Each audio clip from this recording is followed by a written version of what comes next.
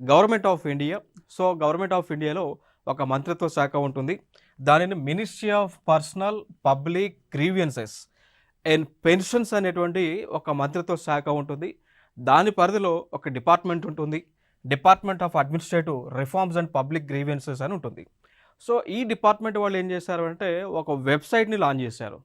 ఆ వెబ్‌సైట్ దేనికి సంబంధించింది అంటే ఆ వెబ్‌సైట్ వచ్చేసి like central public grievances redress and monitoring system అని. సో, సిపి గ్రామ్స్ అంటాం. ఆ వెబ్‌సైట్‌ని ప్రారంభించారు.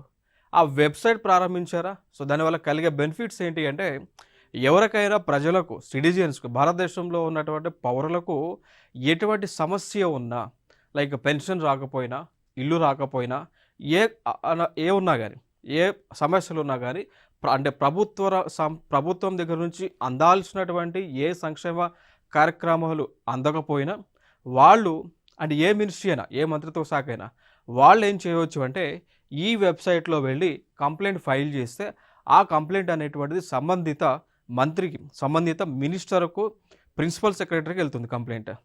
అదేవిధంగా సంబంధించినటువంటి డిపార్ట్మెంట్‌కి కూడా అఫీషియల్స్ కూడా ఆ కంప్లెయింట్ అనేటువంటిది ఫార్వర్డ్ అవుతుంది. సో, వెంటనే ఆ సంబంధించినటువంటి అధికారులైనా, ఐఏఎస్ ఆఫీసర్లైనా, మినిస్టర్లైనా ఆ సమస్యను వితిన్ టైమ్‌లో అర్థమైందా? సో, వితిన్ 21 డేస్‌లో పరిష్కరిస్తారు.